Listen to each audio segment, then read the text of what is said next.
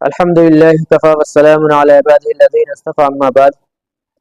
محرم الحرام کے تعلق سے سوالات کا سلسلہ جاری ہے۔ آج کچھ سوالات ہیں۔ سوال یہ ہے کہ محرم الحرام میں کیا کالا لباس پہنا جا سکتا ہے، جائز ہے یا نہیں؟ محرم الحرام میں کالا لباس نہ پہنے تو بہتر ہے، کیونکہ یہ رافضیوں اور شیعوں کا طریقہ ہے۔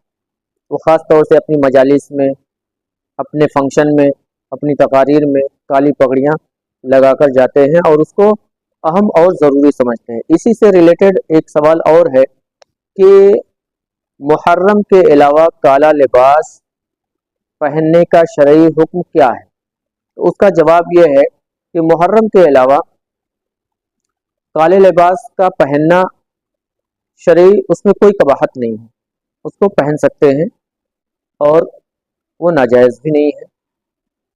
کالا لباس فی نفسی ہی جائز ہے، اس میں کوئی کراہت نہیں ہے۔ ایک دوسرا سوال ہے، کالا لباس شیعوں کے یہاں کیا ہے، مطلب پہننا جائز ہے یا نہیں پہننا چاہیے، ان کے بڑے علماء کیا کہتے ہیں؟ تو شیعوں کے نزدیک بھی کالا لباس پہننا محرم الحرام میں مکروہ ہے۔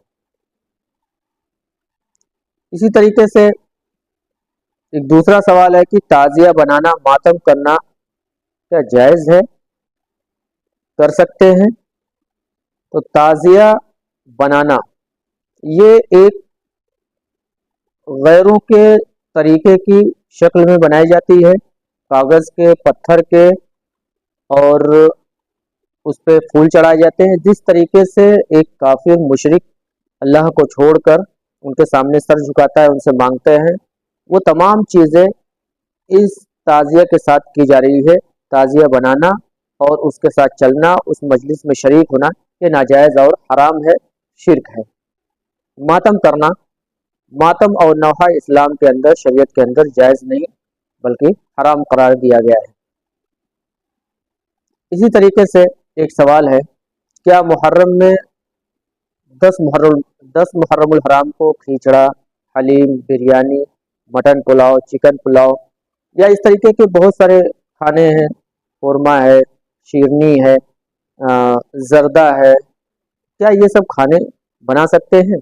اس کا جواب ہے، اللہ کے نام کے علاوہ کسی اور کے نام کی حلیم، بریانی، مٹن، چکن، شیرنی، فیرنی یا کوئی اور بھی کھانا پکانا سال کے کسی مہینے میں اللہ کے نام کے علاوہ اگر یہ بنا کر لوگوں میں تقسیم کیا جا رہا ہے، بانٹا جا رہا ہے، کھایا جا رہا ہے، تو یہ ناجائز اور حرام ہے۔ ایک دوسرا سوال ہے، محرم میں قبروں پر جانا اور مٹی ڈالنا، پھول چڑھانا، پانی ڈالنا، کیا یہ درست ہے؟ محرم الحرام میں